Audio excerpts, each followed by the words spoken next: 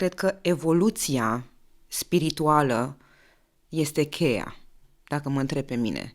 Cred că iubirea și să ne întoarcem înapoi la sursa noastră divină și să înțelegem, de fapt, care este esența vieții, de ce suntem aici. Având familia în Israel și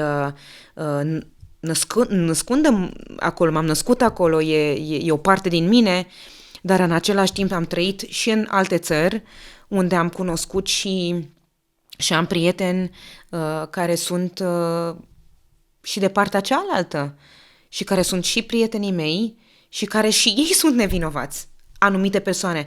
Este vorba că nu s-a înțeles, că multă lume a înțeles greșit că este vorba despre ceva contra umanității. Mi s-a întâmplat de foarte multe ori, Jorge, ca oamenii să mă judece pentru că au presupus ei că sunt eu într-un anumit fel. Ți-ai agățat soțul pe stradă. Agățat este un cuvânt? Așa, și l-ai întâlnit, na. Nu, l-am identificat, mai bine spus. Vorbesc serios. Umbli închiloți prin casă ca să arăți și să te simți tu, nu ca să arăți. Nu trebuie să arăt nimănui. Că te simți tu că te iubești foarte mult. Absolut. Și stau în bucătărie, realmente stau în bucătărie și gătesc așa. Ok. Ok. Next. Este adevărat că familia ta deține un tablou Picasso?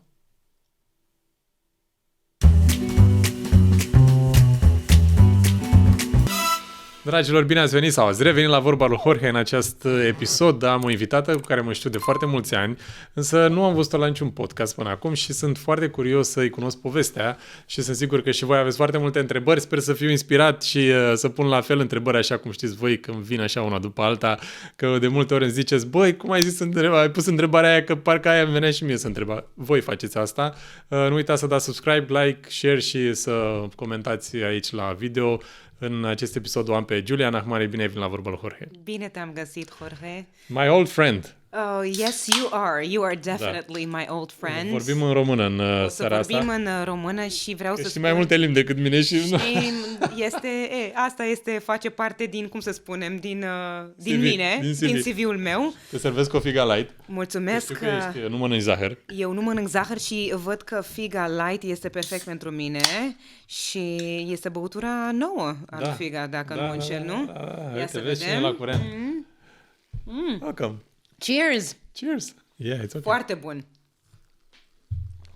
Așadar, suntem în birourile Vladila. Aici e o companie care se ocupă cu tapet personalizat și mobilier personalizat. După cum vezi, avem o altă canapea. Super. Apare mereu câte o canapea, se schimbă. Totul e într-o mișcare. Nimic nu se pierde, totul se transformă, știi? Totul se vinde. Păi aici totul se vinde. Totul este într-o continuă schimbare, Jorge. Uite, nu știu dacă ai observat. E totul și în lume. În lume, da, nu mai zic că nu mai vreau să intru în discuțiile astea, că, presupun că nici nu, adică nu știu, te întreb acum, schimbări în lume, ai pomenit tu. Schimbări în lume, bineînțeles, asta este ceva care de când e lumea și pământul, se tot schimbă lucrurile, dar acum parcă mai mult decât oricând umanitatea trece printr-o perioadă care nu este ușoară. Cred că umanitatea deja de câțiva ani trece printr-o încercare foarte mare și întrebarea este unde se va ajunge? Noi. La ce nivel? De putere, economic, emoțional? Cred că este o întrebare atât de mare la nivel macro, încât noi, ca și ființe umane, poate ne este dificil să înțelegem de fapt ce se întâmplă. Bineînțeles că există foarte multe teorii, bineînțeles că fiecare are o părere și este foarte bine să fie așa, însă cred că, totuși, în ceea ce privește umanitatea, cred că evoluția spirituală este cheia, dacă mă întreb pe mine. Cred că iubirea și să ne întoarcem înapoi la sursa noastră divină și să înțelegem, de fapt, care este esența vieții, de ce suntem aici. Asta este, cred că, întrebarea pe care trebuie să ne întrebăm în fiecare zi. Bineînțeles că nu primim răspunsul, dar dacă expansionăm conștiința puțin și putem să vedem lucrurile ca un observator.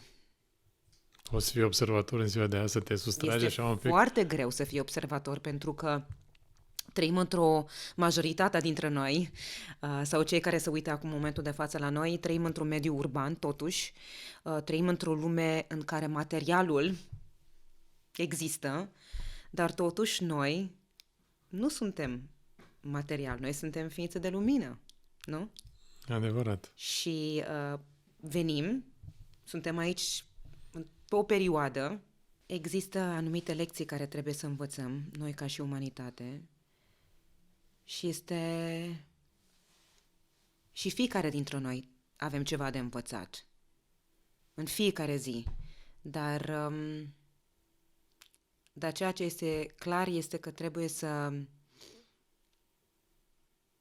fim buni. Asta știu sigur. Să fim buni și să facem bine. Pentru că asta este actul de bunătate și de iubire. Nu este ceva care costă ceva, nu înseamnă că dacă dai ceva cuiva și nu primești ceva înapoi, înseamnă că ești, între ghilimele, fraier. Știi la ce mă refer? Da. Pentru că în ziua de astăzi, când a fost ultima oară când cineva te-a sunat și te-a spus: Jorge, bune, ce faci? Ești bine? Cum ești? Cum este sufletul tău? Sau: bună, ce mai faci, ești bine? Vreau să te întreb despre cu tare lucru. Este normal și bineînțeles că nu judec pe nimeni, nu sunt eu în măsură să fac acest lucru. Dar cred că, totuși, să fim mai sensibili, să fim mai empatici, să avem mai multă compasiune. Și când spun asta, nu spun asta la un nivel de verbal sau într-un mod clișeic, știi? Spun asta pentru că în ultimii ani eu am trecut printr-o schimbare foarte mare și prin această evoluție spirituală, așa cum am început, mă întorc la unde am început, care m-a făcut să înțeleg mai multe lucruri și m-a făcut să privesc lucrurile într-un mod diferit decât le vedeam înainte. Este normal, avem ego-ul nostru. Există. Și de multe ori acțiunile noastre, gândurile noastre vin din partea ego-ului, nu vine din partea sinele nostru.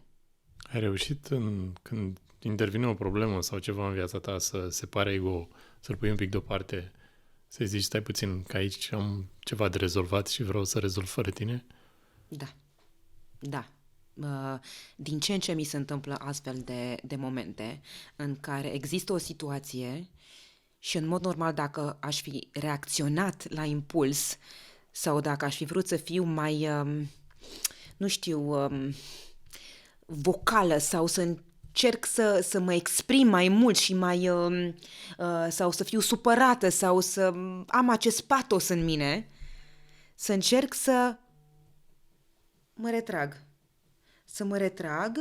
Să încerc să spun: ok, asta este situația în care ne aflăm în momentul de față. Care este de fapt situația reală? Giulia, scoate-te puțin din situație, privește ca și cum de sus ce se întâmplă. Da, poți să ne dai un exemplu de ce s-a întâmplat? Un exemplu poate micuț sau ceva în care ai observat că ai reușit să faci chestia asta în ultima perioadă. Cred că atunci când, de exemplu, uite, îți dau un exemplu, câteodată și destul de des câteodată avem anumite persoane și există social media, ok? Și câteodată oamenii se exprim liber, da? Pentru că e ok, exprimare este exprimarea și câteodată nu primim mesajele care ne convin sau care ne place sau care le susținem și în momentul acela, bineînțeles că vrei să reacționezi și vrei să spui înapoi și să-ți spui părerea, dar câteodată și tăcerea are și ea o putere.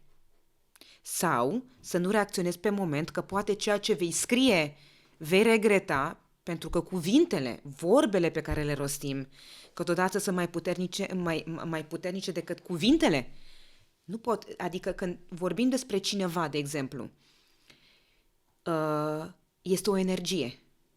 Și de aceea una dintre lucrurile pe care am învățat în ultimii ani este, Jorge, și crede-mă că este cel mai bun lucru pe care și cel mai bun sfat pe care pot să-l dau cuiva, este să nu vorbesc despre nimeni de rău sau să bărfesc.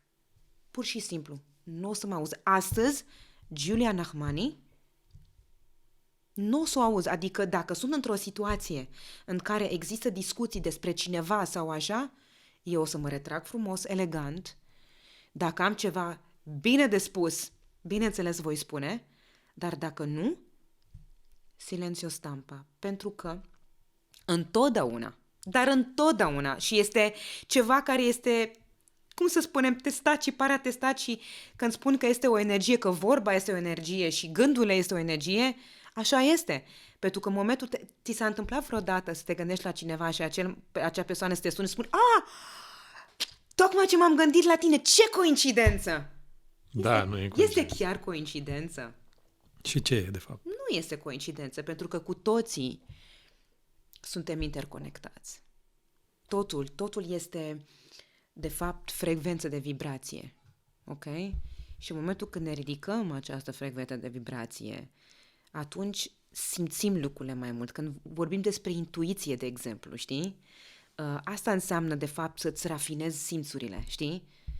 Dar revin înapoi la ceea ce spuneam. Are logică ce spui, pentru că individual ne simțim poate uneori pentru o perioadă scurtă de timp bine, dar după aia tot în familie sau în cercul de prieteni sau în echipă ne simțim și mai productivi. Exact. Și de aceea este atât de bine să vorbim bine, să facem bine, iar dacă ceva nu ne convine sau despre cineva, pur și simplu să lăsăm să se dizolve. Fiecare are lecția lui de plătit, fiecare are nivelul lui evolutiv. Pare un pic supărat așa pe ceva. Ce s-a întâmplat, Giulia? Ce s-a întâmplat? Ce s-a întâmplat? Cine te-a rănit? Cine te-a făcut să suferi? Și...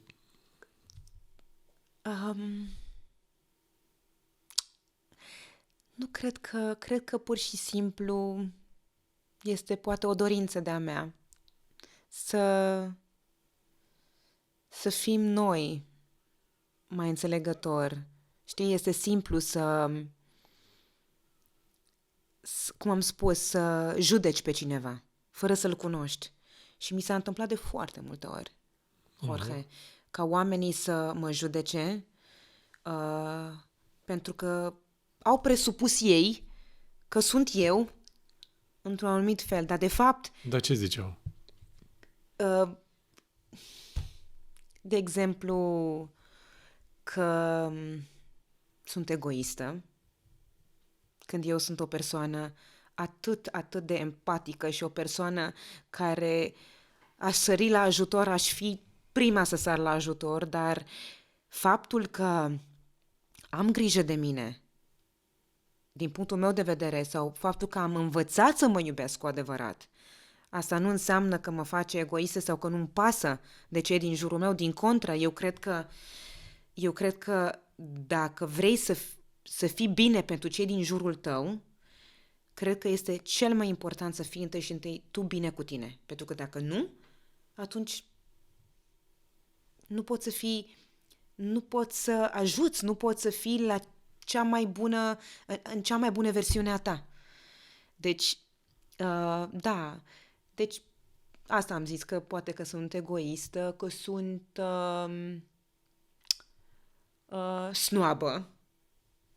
Nu sunt snoabă deloc, sau încrezută, dar deloc. Snoabă nu ești, că n-ai iPhone 15, ai iPhone 12, am văzut eu acum. Ai văzut? Ai presupus tu că o să am... Nu am presupus că ai iPhone 15, că m-ai întrebat orice tip de încărcător. Și ăsta nou are încărcător care se potrivește la toate tipurile. Vezi, Nu uite, l-am dar pe nici eu nu cel l-am pe cel nou. Și nu, Nici și știi nu mă ceva? interesează, noi. Nu am nevoie, este vorba pentru mine important telefonul să funcționeze, să pot să fac poze, să pot să-mi fac treaba cu el. Nu mă identific cu lucrurile materiale, Jorge. Asta este, de fapt, un lucru foarte mare pe care l-am învățat. Nu mă definește ce am, iar ceea ce am, la nivel material vorbind, pentru că la nivel sufletește este mult mai important ce dobândești sufletește și acțiunile benefice pe care le faci pe parcursul vieții tale, dar dacă mă refer înapoi și dacă mă întorc înapoi la ceea ce am, eu nu mă identific cu aceste lucruri. Pentru că astea sunt lucruri care vin, care pleacă, iar dacă eu le-am primit sau dacă le-am sau l-am dobândit sau whatever, poate sunt niște merite karmice pe care, cine știe, poate am venit cu ele, știi? Nu există, te întreb câteodată de ce anumite persoane au așa de mult și anumite persoane au puțin și spui, păi ce a făcut săracul? De ce merită el să nu aibă și acel om are așa? Sunt niște explicații care sunt dincolo, poate, de înțelegerea noastră și poate dacă vom trece la o altă dimensiune, vom putea să înțelegem aceste aspecte. Dar eu cred că nimic, cum am spus și înainte și repet, și o să repet asta cred că de 7.000 de ori, nimic nu este întâmplător. Cred că este totul cauză și efect. Dacă faci mult bine și sufletul tău acumulează fapte bune, probabil că la un moment dat aceste fapte bune vin înapoi. Dar, atenție mare, cu multe lucruri pe care le primești și din punct de vedere material, vine și o responsabilitate foarte mare. Foarte mare, Jorge. Nu poți să ai și să nu fii conectat la ceea ce se întâmplă în jurul tău. Adică să te gândești, ich bin, eu sunt și nu-mi pasă de nimeni în jurul meu. Din contra, cu cât ai mai mult, cu cât ai responsabilitate să dai înapoi. It is what it is. Este ceea ce este. Este o lege universal valabilă și atunci este foarte important să facem anumite acțiuni, dar acțiuni, atenție, și acele acțiuni să fie alese. Pentru că, de exemplu, dacă mă întreb pe mine, dacă sunt anumiți oameni care merg pe stradă și cercesc, da? E corect spune asta? Da. Tu știi, nu știu dacă dând bani la acea persoană, neapărat ajuți acea persoană. Pentru că acea persoană poate își ia droguri, poate și alcool, poate și ia lucruri care nu îi sunt benefici și faci mai rău acelui om, corect? Da, poate fi interpretat și așa. Fair enough. Poate să fie și așa și atunci și acțiunile benefice pe care le faci trebuie să fie foarte bine gândite. Eu, în general, dacă fac ceva, oricum eu nu vorbesc despre ceea ce fac, pentru că mi se pare că nu trebuie să vorbești sau uite ce am făcut eu, pentru că, din contra, acțiunile cele mai importante pentru suflet trebuie să fie făcute pentru suflet și nu pentru oameni, să arată bravo, Giulia, bravo, ce suflet minunat ești. Nu, eu nu am nevoie de acest lucru. Nu, eu am nevoie să fac lucruri care să fie bune pentru, dar să știu că am ajutat clar și că a ajuns direct la sursă, știi? Dacă sunt copii, dacă sunt bătrâni, etc. Ai fost crescută de mică în spiritul ăsta de a prelua ceea ce au construit ai tăi sau pur și simplu a trebuit să te descurci după despărțirea lor tăi, după moartea mamei sau cum a fost viața ta de când ai devenit matură? De când am devenit matură. Eu, de mică, am avut spiritul de a munci și de a fi foarte organizată și foarte disciplinată. Cred că, de fapt, disciplina la mine, cea mai mare disciplină a venit în momentul când m-am căsătorit, m-am măritat, da? M-am căsătorit, Da. Și am devenit mamă. Atunci, practic, a venit și disciplina mea cea mai mare și responsabilitatea mea cea mai mare, dar de mică știam că eu trebuie să muncesc pentru ceea ce am, chiar dacă părinții mei au avut o situație mai financiară mai bună, nu mereu, atenție, nu mereu, am avut și momente dificile. Îmi aduc aminte că am avut momente chiar foarte dificile în copilăria mea, dar părinții mei mereu ne-au dat impresia că totul va fi bine și că totul este sub control și niciodată nu am avut senzația că lucrurile se vor prăbuși, deși știam din discuția dintre ei, fiind copil, că este foarte posibil. Dar știam că atâta vreme, și așa îmi spuneau de când eram mică, și mi-au spus așa, Giulia, atâta vreme cât ai 2 mâini, 2 picioare, ai un cap sănătos, o minte sănătoasă, poți să faci orice. Nimic nu te va distruge, nimic nu te va doboră, pentru că și du-te și învață, pentru că asta este cel mai important, pentru că cunoașterea nimeni nu poate să-ți o ia. Ce ai aici e ceva care rămâne în veșnic. Și de aceea, Jorge, dacă, Doamne ferește, ceva s-ar întâmpla mâine și nu aș avea tot ce aș avea, nu e o problemă, pentru că știu că mă voi descurca, pentru că știu că am atât de multe lucruri bune de oferit și foarte multe cunoaștere care am dovedit și care pot să dau mai departe. Te-am întrebat pentru că am cunoscut și cunoaștem și noi. Sunt persoane care poate că au câștigat o sumă mare de bani, dar s-a risipit după scurt timp, sau moșteniri fabuloase și neștiință, după aia s-a dus totul. De asta te-am întrebat, pentru că nu multă lume cunoaște și nici nu vreau să povestim prea multe despre treaba asta, dar ai crescut, de fapt știu despre tine că ai crescut într-o familie care a creat foarte multe în București. Da. Și eram la un moment dat într-un showroom în capital, în centru, și era ceva fabulos, așa, o casă veche și mare, imensă, și era prietena mea care îmi zicea, știa că am închiriat. Și de la cine am închiriat? De la Giulia. Care Giulia? Giulia Nahmani. Și zic, wow, casa asta e a ei? Zic, da, e a ei. Wow, fabulos.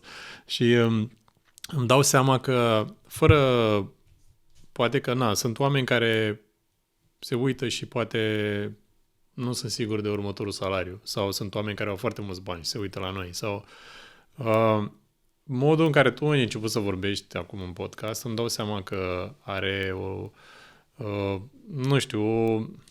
are o alt fel de valoare decât cea financiară. Bineînțeles. Și vreau să ne ajuți și pe noi, ceilalți, care încă nu ne-am atins potențialul financiar, să ne ajuți un pic în mentalitatea asta pe care o are o femeie care gândește prin prisma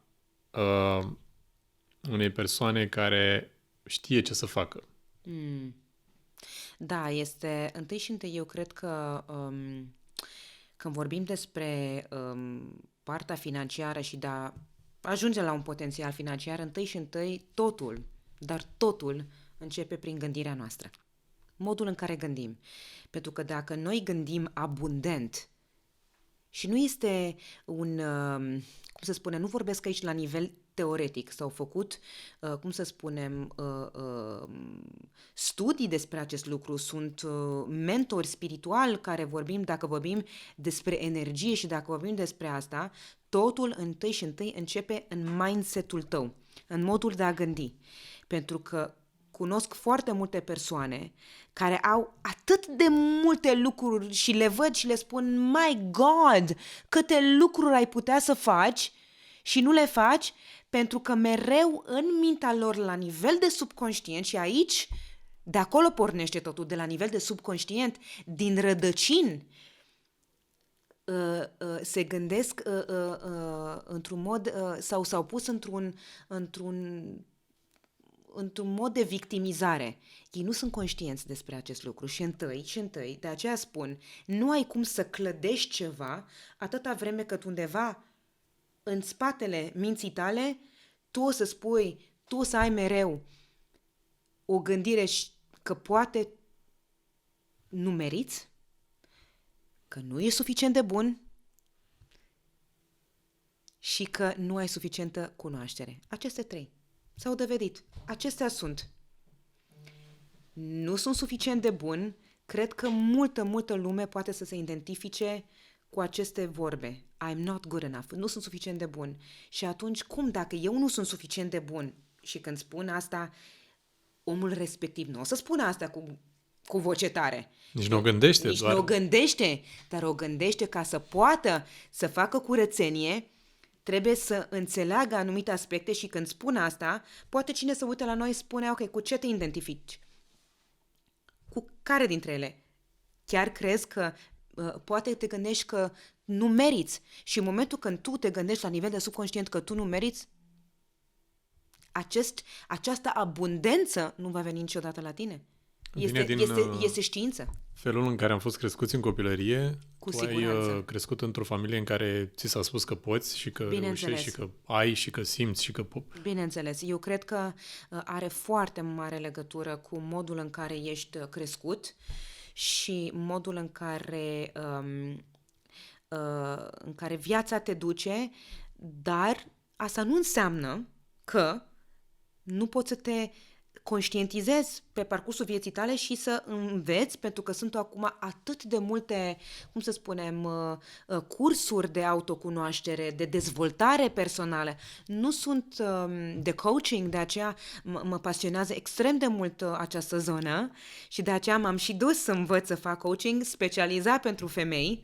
De ce spun asta? Pentru că există foarte multe femei care și-au pierdut încrederea, și-au pierdut libertatea și când mă gândesc că le afectează zi de zi și din păcate sunt și foarte multe femei care au înțeles greșit acest feminine power, adică acest empowerment, pentru că au preluat prea multă energie masculină, Jorge, și de aceea sunt singure, din păcate. Pentru că o femeie trebuie să înțeleagă că trebuie să fie femeie și că ea niciodată nu o să poate să fie bărbat. Noi suntem creați așa. Bărbații sunt bărbați, femeile sunt femeile. Men are from Mars, women are from Venus. Femeile nu vorbesc marțiană. Iar bărbații n-ar trebui să învețe venuțiană. Din păcate sunt prea mulți care vorbesc această limbă și nu mi se pare normal. Dacă mă întreb pe mine, adică poți înțelegi, dar fiecare trebuie să înțeleagă locul lui. Asta nu înseamnă că o femeie nu poate să aibă independență financiară, să nu aibă succes în carieră, dar în același timp să poată să aibă și o familie, să poată să fie și mamă, să fie și sexy, să fie și, atrăgătoare. Totul este vorba de echilibru. Și asta se poate învăța. La fel și la un bărbat. Și un bărbat trebuie să, poate, la un moment dat, poate să-și piardă încrederea în el sau să aibă dubii față de el și de ceea ce poate să facă sau să nu poate să facă și de multe ori vrea să facă foarte multe acțiuni, dar e paralizat. E paralizat pentru că, iarăși, ne întoarcem la subconștientul acolo care îți spune, dar nu știu dacă pot să fac asta, nu știu dacă am curaj să fac acel lucru. Știi? Și atunci cred că dacă fiecare face munca din spate, din, cum să spunem, deep down, să se ducă în lăuntricul lui și să începe să intre în introspecție și să se autoanalizeze și să înțeleagă de ce face anumite acțiuni, de unde vin anumite gânduri, să facă curățenie și apoi din curățenia aceea, adică în casă, te întreb, nu o să bagi parfum în casă dacă este mizerie și praf, corect? Așa suntem și noi și mintea noastră. Ca să putem să clădim lucruri frumoase, trebuie întâi și întâi să ne purificăm noi. Iar această purificare, dacă tot am ajuns la asta, purificarea aceasta vine prin toate planurile, nu doar la nivel mental. Mentalul este o latură. Există partea, cum să spunem, avem corpul nostru care trebuie purificat, spiritul nostru care trebuie purificat și mintea noastră. Iar toate trei în ansamblu devine un întreg. Atunci putem să spunem că suntem într-adevăr în armonie și în echilibru cu noi. Pentru că nu ai cum, și aici mă întreabă toată lumea, Giulia, dar tu de ce nu mănânci carne? Giulia, de ce faci lucrul ăsta ca să slăbești? Am zis, nu, ați înțelegi greșit.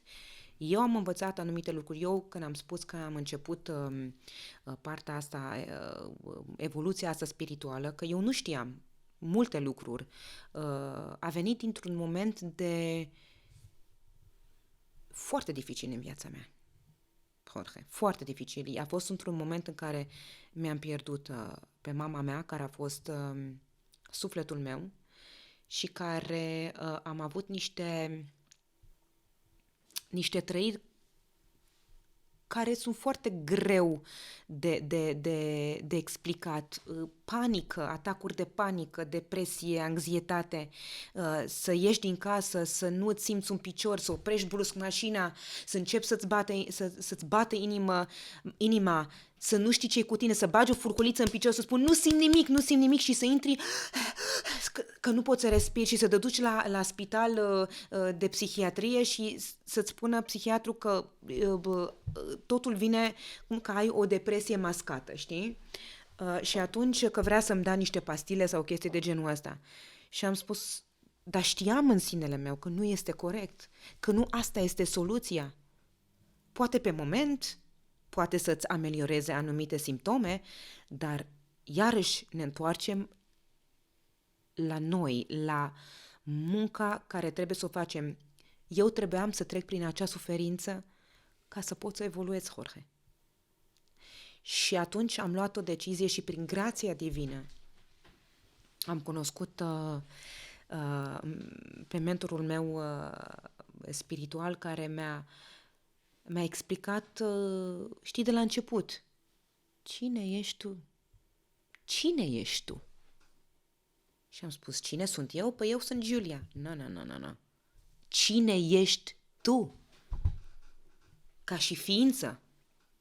Și din momentul ăla când am înțeles, ok, și a început să-mi deseneze că există corpul fizic și apoi există corpul eteric și corpul astral și corpul cauzal și sunt multe straturi. Iar dacă noi avem o trăire sau o manifestare sau o suferință la nivel fizic care se manifestă la nivel fizic, înseamnă că la nivel spiritual sufletul este într-o mare suferință. Și atunci, ca să te vindeci la nivel fizic, și asta e valabil pentru orice boală, atenție, pentru orice boală, pentru că eu sunt de părere și n-am spus-o eu, și foarte mulți oameni de știință au făcut corelație că dintre bolile foarte grele există întâi cauza spirituală. Asta este. Dar ca să ne vindecăm, întâi trebuie să ne vindecăm spiritul. De acolo. Și atunci am început munca. Și crede-mă că munca asta nu este o muncă ușoară. Când începi să te cunoști și începi să afli niște lucruri și să vezi realitatea și să vezi adevărul ca un voal care ți se ridică. Pentru că, din păcate, majoritatea oamenilor și omenirea doarme, e în adormire. Este momentul să ne trezim.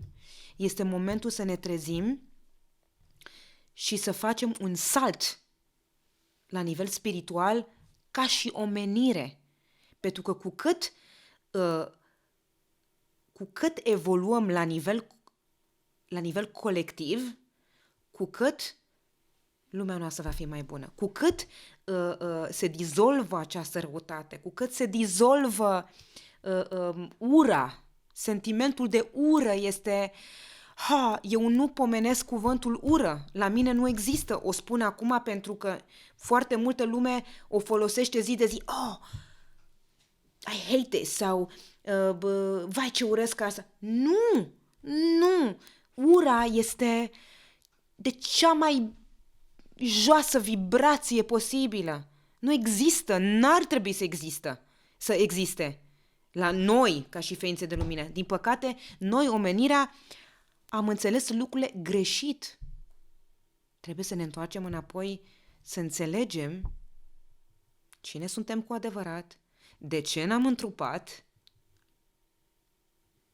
de ce am venit și ce avem de făcut. Și spun asta și să nu fiu înțeleasă greșită. Eu nu încerc să fiu vreun guru sau ceva de genul ăsta. Nu sunt. Nu sunt și nu încerc să fiu. Însă simt că este o parte din misiunea mea să dau mai departe ce am învățat și prin ce am trecut eu și dacă am ajuns într-un punct în care de autocunoaștere sau de revelație, de fapt asta este de fapt scopul nostru, cum să spunem, revelație de sine, self-realization. Asta este de fapt. Dacă noi putem să ajungem să avem această, atunci lumea nu mai arată la fel. Nu am reușit în totalitate, pentru că, cum am spus și înainte, sunt încă ancorată în material. Din păcate, aștept ziua în care să nu mă mai intereseze absolut deloc, dar absolut deloc. Și să fiu ceea ce sunt. Pur și simplu. Ființă de lumină. Ceea ce ești și tu, Jorge. Așa e. Mă bucur să te cunosc. Mă bucur să te cunosc și eu. Da, este fascinant când descoperi când ai revelație, de fapt, că revelația aia divină, când începi să dai la o parte pături, voaluri de pe ochi. E foarte greu, pentru că vreau să spun, apropo, și fac o mică paranteză vis-a-vis de ceea ce se întâmplă în momentul de față în lume. Sunt foarte mari frământări sociale, economice, politice, religioase, din păcate. Cum e situația în țara ta? Este o situație foarte dificilă, pentru că foarte mulți oameni vinovați pur și simplu au fost luați. Nevinovați. Copii, mame. Îmi este foarte greu să fiu un martor la așa ceva și când am făcut o postare vis-a-vis de faptul că eu trimit iubire față de toți cei care sunt în suferință, pentru că foarte multă lume este în suferință proprie, câteodată înțelege că poate nu ești de partea lor sau de o parte sau anumit sau nu ești, știi? Adică sunt foarte multe păreri. Și eu vin și spun, orice mesaj pe care eu îl trimit vis-a-vis de ceea ce se întâmplă în lume este unul de iubire și de pace. Pur și simplu. Și asta nu poate să fie interpretat, deși mulți o fac și încearcă să mă întoarcă cuvintele și să spun, dar tu nu înțelegi. Și asta vine, este foarte greu, pentru că eu am trăit într-un mediu internațional și, bineînțeles, având familia în Israel și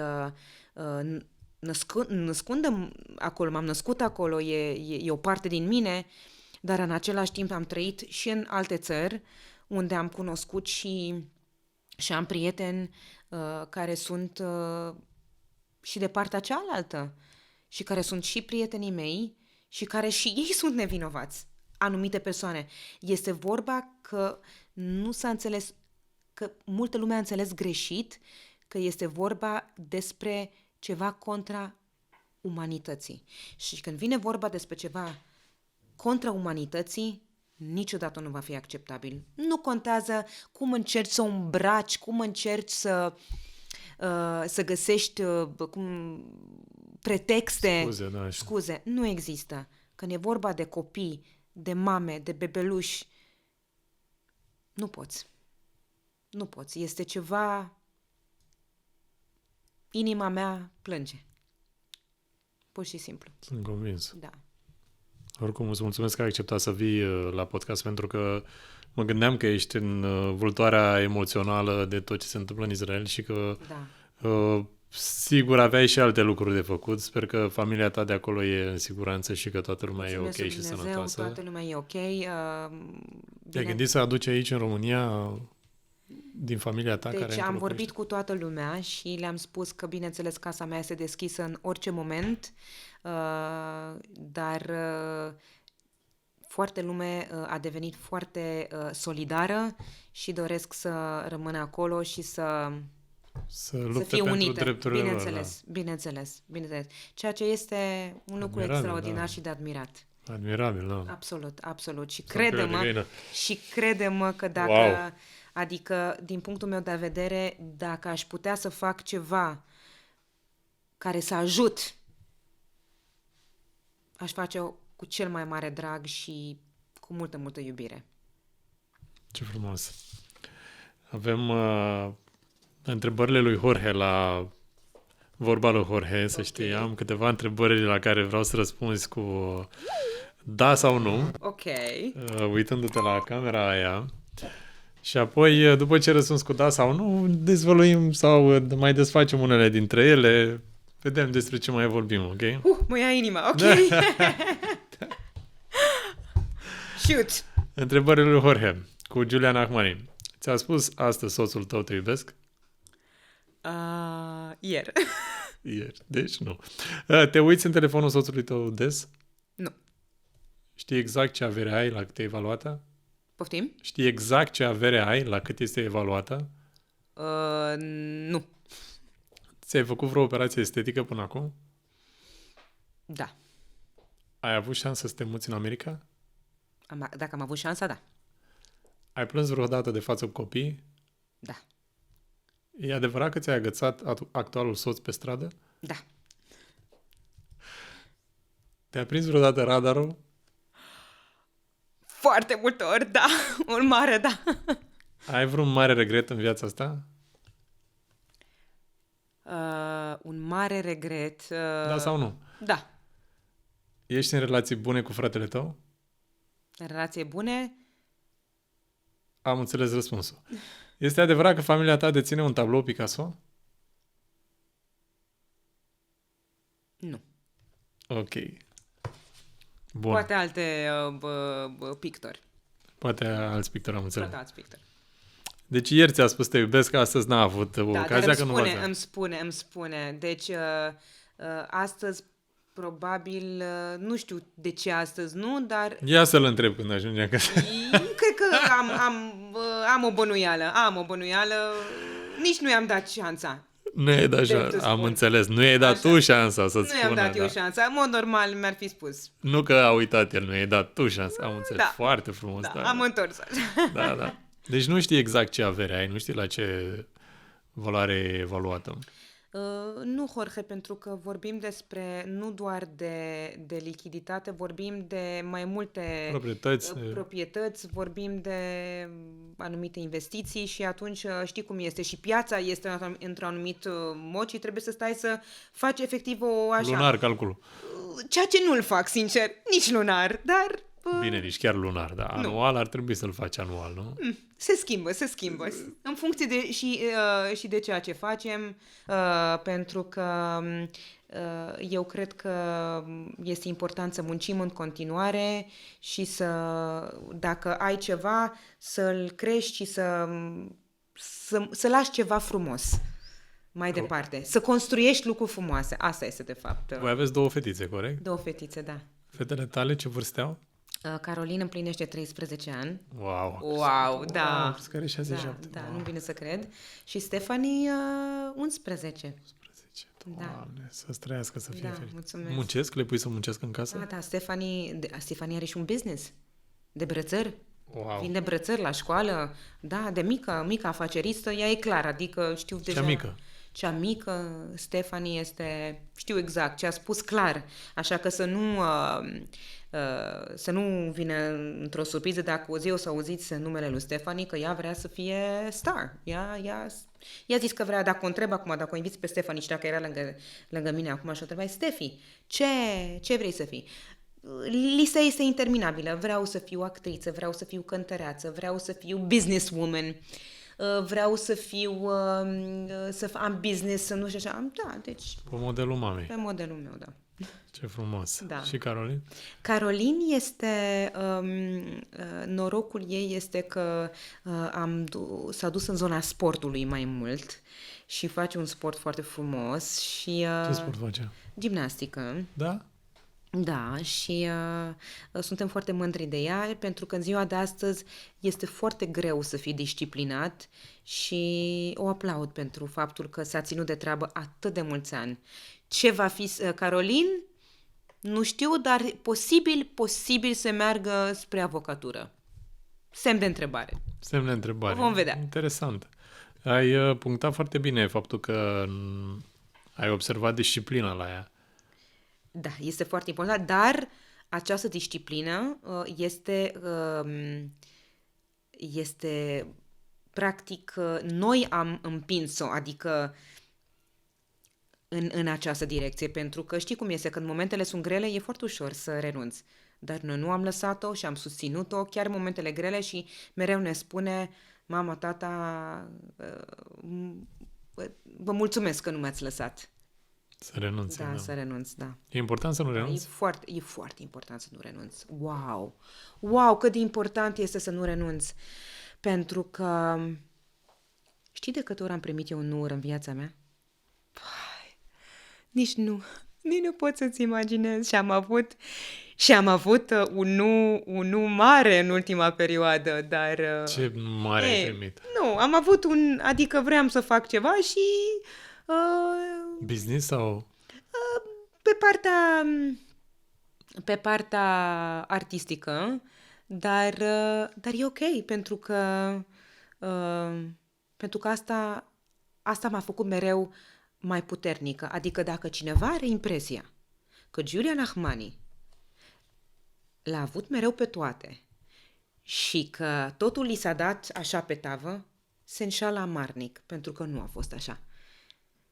Dacă eu am ce am, e pentru că am știut cum să și muncesc, să știu cum să fac, să construiesc și mai mult, să cresc mai mult și asta vine prin muncă. Pentru că, așa cum ai spus tu înainte, poți să ai și să faci harcea-parcea și să distrugi tot și să devine eter.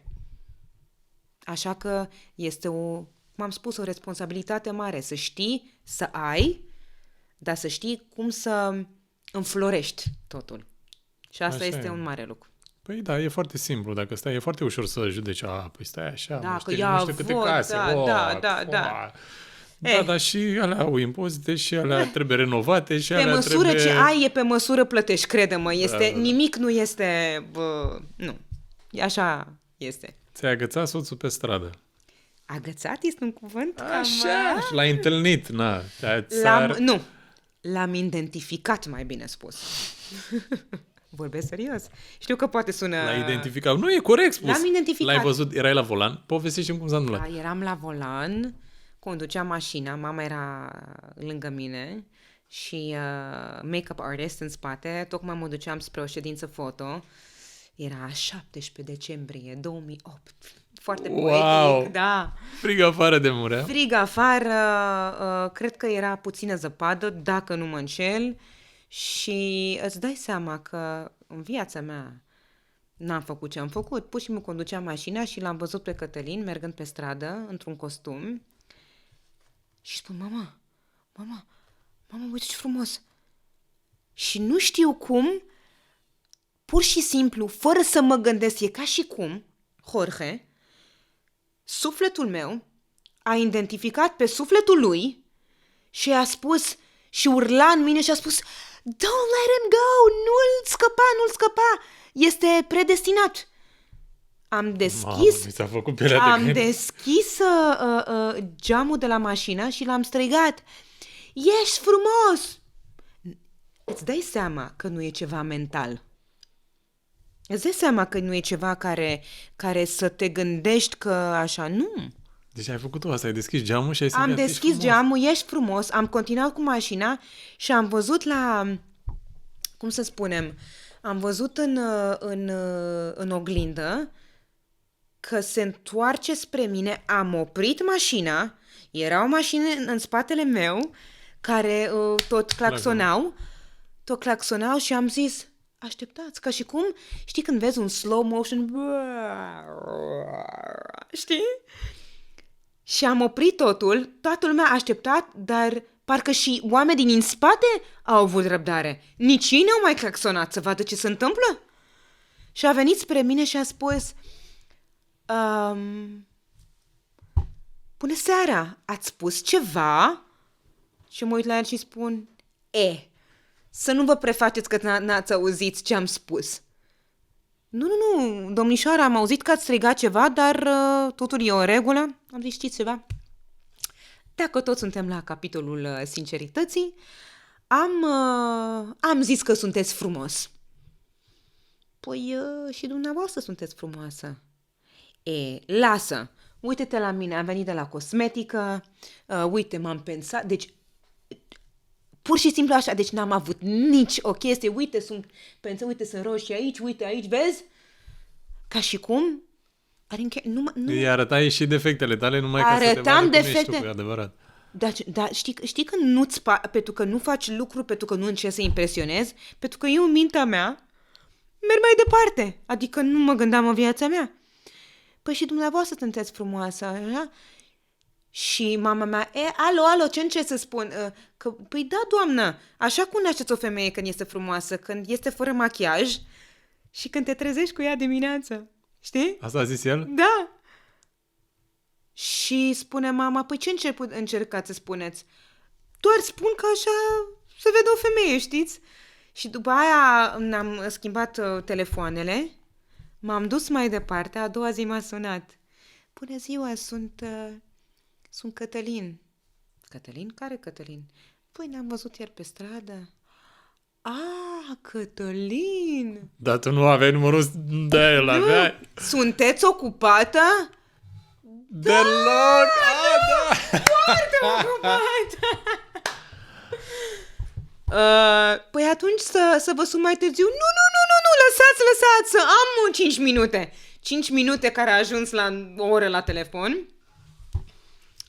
Și vreau să-ți spun ceva. A zis la un moment dat, păi aș vrea să ne întâlnim. Că aș vrea să vă văd. Păi puteți să mă vedeți, uite, sâmbătă sunt la emisiunea Transformarea, că tocmai aveam emisiune pe TVR1, Transformarea, puteți să mă vedeți la TV. Păi nu, aș vrea să ne întâlnim. Da. Da, și tot prelungeam. Păi să vezi cât insistă, cât perseverență. Nu asta a fost intenția mea, dar deloc. Intenția mea era, nu știam ce fac. Sincer, toată viața mea credeam că eu o să mă mărit cu un evreu. Back of the mind, cum era. Știi? Acolo, în spate, era bine. Și nu mi era teamă că dacă mă văd cu el, că nu o să-mi placă de el. Mi-a fost teamă că dacă mă văd cu el, o să-mi placă prea mult. Și atunci eu ce fac?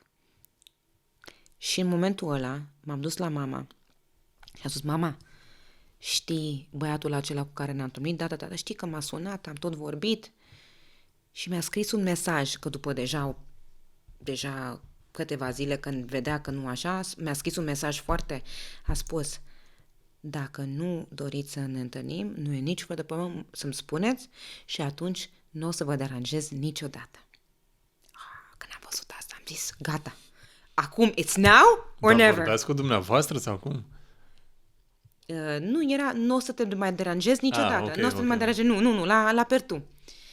Și am zis, mama, știi băiatul acela, da, păi ce cu el? Păi vrea să ne întâlnim și? Păi mama, ce fac? Păi ce faci ce? Păi dacă lucrurile așa, Și? Care-i problema? Ok, bine. Zis, cum a spus mama? Mama, du-te după inima ta. Vrei să duci... Ea vorbeam așa mai moldovenește. Mamă, dacă vrei să te vezi cu el, vezi-te cu el. Dacă nu vrei și așa, știi? Avea așa, cine o știe pe mama. Oh, ce femeie. Oh. Și m-am văzut cu el. Și în seara aia, când m-am văzut cu el, știi, când eram noaptea atunci, eu nu i-am văzut foarte bine ochii. Dacă m-am întâlnit cu el și ne-am așezat și am văzut ochii, am zis, oh, dar ce ochi frumoși ai! Nu mi-am dat seama că sunt atât de frumoși. Și în momentul când eram așa la masă și a pus mâna pe mine, știi, a trecut tot fiorul, așa, știi, a trecut toată, așa, și asta a fost. Și din momentul ăla... Ne despărțiți. Dar, a doua zi eu trebuia să plec în Thailanda. Mă crezi că a venit a doua zi. Nu s-a întâmplat nimic. Atenție, deci nu a rămas peste noapte. Nu, să nu creadă nimeni. A venit a doua zi și m-a ajutat să-mi fac bagajele. A venit, m-a împachetat lucrurile, așa cum este el organizat. M-a ajutat să-mi fac bagajul și te aștept când te vezi. Și m-a așteptat la aeroport. După 2 săptămâni a venit mai devreme din Thailanda. Știi cum e aia blonda de la drept? Era aici, era ianuarie, frig. Eu am venit cu ochelari de soare, cu așa, blonda de la drept, cum spune el. Așa a venit blonda de la drept. Și m-a așteptat în aeroport și la bagaje pun mâna aici, în zona inimii și îi spun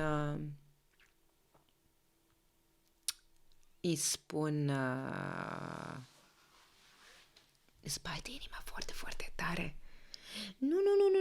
Am zis, bă, da, ești foarte, știi, avea emoții. Nu numai tu. Nu, numai eu. Ce frumos. Da, frumos. Spuneai mai devreme că ai un mare regret în viața asta. Da, mare. Poate știi cum este. E ceva care nu zic că nu s-ar putea să se întâmple și acum, dar știi cum este, timpul deja a trecut. Când eu am făcut facultatea de la Londra de economie, de fapt visul meu și eu inițial vreau să învăț musical theater la New York.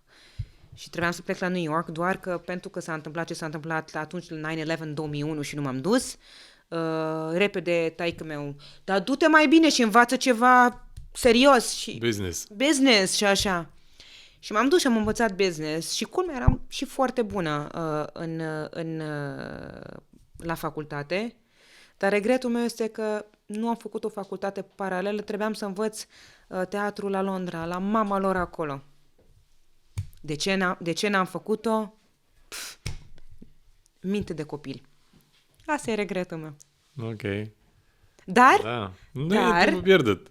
Dar, asta nu înseamnă că nu am devenit și actriță. Sau asta nu înseamnă că nu m-am împiedicat să fac adică să fac parte din lumea asta, pentru că am făcut niște lucruri minunate și voi face în continuare. Normal. Pregătesc niște lucruri superbe. Da? Pe partea asta de film? Da, bineînțeles. Ce tare! Am multe de spus vis-a-vis de scenarii, de povești și cred că din ce în ce mai mult este nevoie de conținut local românesc și cred că eu deja am compania mea de producție de 10 ani și da, e momentul acum, adică să merg mai mult în zona asta. Ce frumos! Uite, vezi cum poate nici n-aveai nevoie de facultatea de... Și Gal Gadot, Wonder Woman, n-a făcut nicio facultate, nu am împiedicat-o să devină una dintre cele mai mari actrițe din lume, așa că... Unii dintre ei au venit la 65 de ani, 70. Absolut, Morgan Freeman, la 43 de ani, a primit rolul vieții lui, nu e niciodată așa, dar da, deci știi cum este, cu regretele, e acolo undeva, dar dacă tot m-ai întrebat, am spus, am fost sinceră. Cum rămâne cu fratele tău? Fratele meu este fratele meu, mereu va fi, îl iubesc. Și bineînțeles că tot ce s-a întâmplat la noi în familie a fost dificil. Despărțirea părinților mei, divorțul părinților mei, pentru că noi eram o familie extrem, extrem, extrem de unită. Și toată lumea când vedea pe familia Nahmani, noi eram o familie exemplu, Jorge. Multă lume care ne cunoaște spunea, wow, când vedeam pe soții Nahmani, pe părinții mei, ei erau un model. Și atunci, când turnul cade, cad și, cum să spun, când cade copacul, cad și fructele. Și asta s-a întâmplat, din păcate. S-au creat niște, cum să spunem, multe neînțelegeri, multe discuții.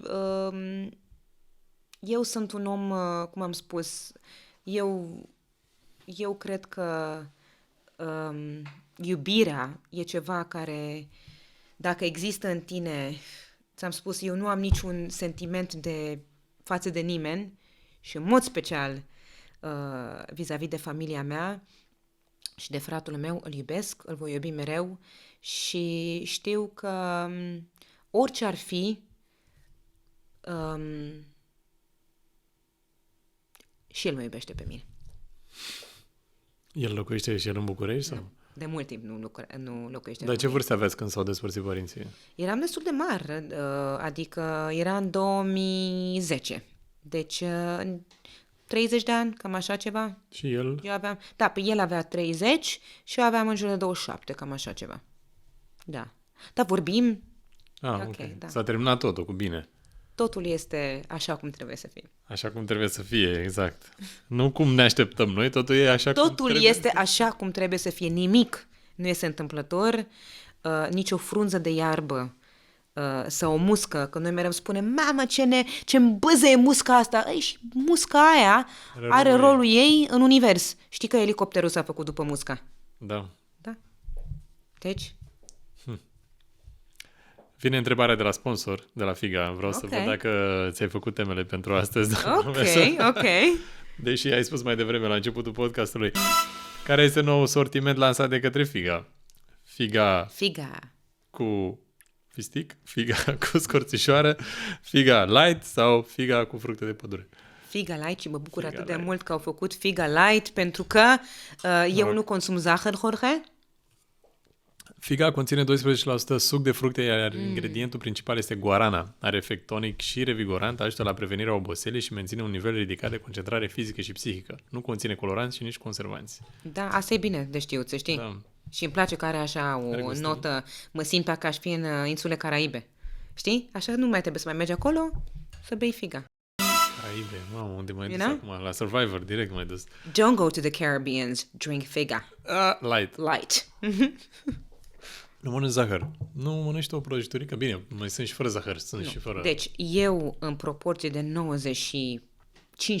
nu consum zahăr. Evident că există momente când mai gust, dacă mi-e poftă de ceva. Dar zi cu zi nu. Pentru la restaurant mănânci? Zahăr? Nu, la restaurant mănânci mâncare. De obicei duci la restaurant, nu? Da, bineînțeles. Doar că sunt atentă la ce comand. Dar știi că mai toate restaurantele pun zahăr în mâncare. Păi eu încerc să mănânc foarte clean și atunci, de exemplu, dacă comand, nu știu, o salată, cerc dressing-ul pe lângă sau cer lămâie, ulei de măsline și îmi fac eu singură. Dacă eu consum pește, acum sunt într-o perioadă în care consum pește, așadar cer ceva, de exemplu, un ton la grătar sau ceva de genul ăsta, adică sau o supă, încerc sau pâinea, dacă este din asta, încerc să nu mănânc gluten, pentru că glutenul, nu că aș avea intoleranță la gluten, e vorba că creează inflamație la mine și simt că mă pufoșesc și nu-mi place sentimentul ăla și nu-mi face bine. Am învățat foarte mult să mă autocunosc. Ce îmi face bine, ce nu-mi face bine, ce ar fi bine să consum, ce nu ar trebui să... Și știi cum este? Cu cât începi să te cunoști mai bine, parcă nu dorești să bagi anumite alimente. Știi cum mă văd pe mine? Văd corpul meu ca un X-ray, ca și cum mă uit în interior, ca un ghiozdanel și spun, păi ce vrea organismul meu? Vrea să-i bag lucruri care are nevoie de putere, are nevoie de proteine, de carbohidrați sănătoase, știi lucrurile astea. Și atunci nu-i vorba că nu mănânc anumite lucruri, că auleu îngrașă. Da, și asta este una așa. Vorbesc întâi și întâi, consum lucruri care să mă ajute să am o stare de bine, o stare în care să-mi da putere, să-mi da energie, să nu-mi da stare de oboseală, să-mi da, știi, vitalitate. Asta este. Mănânci fructe zi de zi? Mănânc, încerc cu fructele să am grijă și acolo, mănânc fructele până în ora 2 și mănânc dimineața, în fiecare dimineață mănânc fructe de pădure, pentru că sunt antioxidante, mănânc afine, zmeură, chestii de genul ăsta. Am descoperit un furnizor acum, dacă tot ai pomenit de Caribbean. Așa. Caraibe am descoperit în București pe cineva care aduce papaya, mango și banane mici, dar cu gustul ăla, Te ananas. rog frumos, O să-ți dau, dăm telefonul pentru că, dacă mango este la noi în casă, deci suntem mari iubitori de mango. Și avocado dar sunt geniale. Dar vreau să spun ceva. Acum câțiva ani când am fost la tine... Soția mea a descoperit, stați puțin, nu eu. Dar bineînțeles, normal că soția lui Jorge, bineînțeles. I-am pupat mâinile ieri și alaltă ieri numai așa, Doamne, ce bune sunt, da. Vai. Și am zis, de ce nu facem noi asta, de ce nu ducem noi? Da. Te rog. Tu știi că de fiecare dată, și nu exagerez aici, de fiecare dată când văd un pomelo, mă gândesc la tine. De ce? De ce? Pentru că acum câțiva ani când am venit la tine să înregistrez ceva, nu știu, aveam nevoie ceva la studio, mâncai pomelo și ai spus, Giulia, ce am descoperit asta? Eu, care consum pomelo de când eram mică, că în Israel e pomelo cel mai bun, crede-mă. Și de fiecare dată și erai cu pomelo gata desfăcut, aveai o din asta întreagă și mâncai pomelo și nu o să uit, asta mi-a rămas aici și fiecare dată Jorge. Pomelo. equals Jorge. Pomelo, asta e. Sună ciudat, da? Vezi cum asociem noi oamenii cu o experiență din trecut. Exact, așa e, cu un gust, cu un miros, cu ceva. Pomelo era fructul pe care bunicul meu îl mânca, îl descoperise el câțiva ani înainte să se ducă și ce să-i duci, că nu mai avea dinți, nu mai avea nimic și să-i duc ceva diferit pe care să poată să muște și asta era pomelo, dar probabil că mi-era foarte bun. Probabil mi-era dor de bunicul, cine știe. Probabil. Pico, așa îi ziceam. Cine știe. Știi cum e. Creștem cu lucruri pe care le-am învățat în copilărie. Vrem să repetăm? Tu vrei să repeți chestii pe care le-ai făcut în copilărie sau... Eu cred că în fiecare dintre noi există un copil ascuns. Avem și ego, avem și copil. Avem copil. Așa. Copilul ăla care, totuși, fiecare are traumele lui. Urlă. Suferă. Și de multe ori, să știi, Jorge, când sunt într-o situație, mă gândesc și am anumite trăiri, chiar mă gândesc, e trăirea lui Giulia adultă, așa cum este ea astăzi, sau este trăirea copilului Giulia din ea? Și efectiv mă văd și știi ce fac în momentul ăla? Vorbesc la copilul Giulia și îi spun: sunt alături de tine. Îți trimit compasiune. Îți trimit iubire. Eu, astăzi, tu nu mai ești, dar sunt alături de tine. Știi? Este o conversație interioară foarte... Știu că poate sună așa, dar să știi că... Sună exerciții pe care le înveți la psiholog sau la hipnoterapie. Nu am făcut hipnoterapie și nu am făcut psihologie. Am învățat, ți-am spus, mi-am luat diplomă de coach, mi-am luat diplomă de instructor de yoga. Ok. Da, pentru că am vrut să-mi aduc cunoașterea la un alt nivel. Și cine știe, ți-am spus, Jorge, că orice ar fi, mereu ai în buzunar ceva? Nu știi niciodată. Te gândești că poate la bătrânețe... Nu, dar nu mă gândesc la asta. Era vorba că vroiam pur și simplu să aprofundez cunoașterea și asta e ceva și cunoașterea nu are limită. Deci, da, copilul din noi. Da, să-l îmbrățișăm mai Să-l des. îmbrățișăm mai des, absolut. Este parte din noi. Minunat. Dar cum ai ajuns tu la concluzia asta? Era din cursurile de coach sau pur și simplu ai citit undeva, ai început să aplici? Asta am învățat și în coaching, da. Asta am învățat și în coaching, pentru că să fac anumite exerciții. Când vrei să iei pe cineva, știi, când cineva are o problemă, fie că este o problemă financiară, fie că este o problemă de sănătate, fie dacă este într-o problemă de iubire, de relație, da? Fiecare are o poveste. Un story. O poveste care și-l spune. Exact cum am spus, la nivel de subconștient. Și trebuie să identifici acea poveste ca să poți să treci mai departe, ca să poți să evoluezi, ca să poți să rezolvi sau să manifesti, pentru că toată lumea, și am făcut un masterclass vis-a-vis de puterea manifestării și ce înseamnă să manifesti. Înseamnă că tu nu dorești, de exemplu, dacă eu spun, eu doresc acum $1.000.000, păi ok, it's all good, e foarte bine că vreau $1.000.000, dar în momentul când tu spui eu îmi doresc, tu intri într-o stare de separare.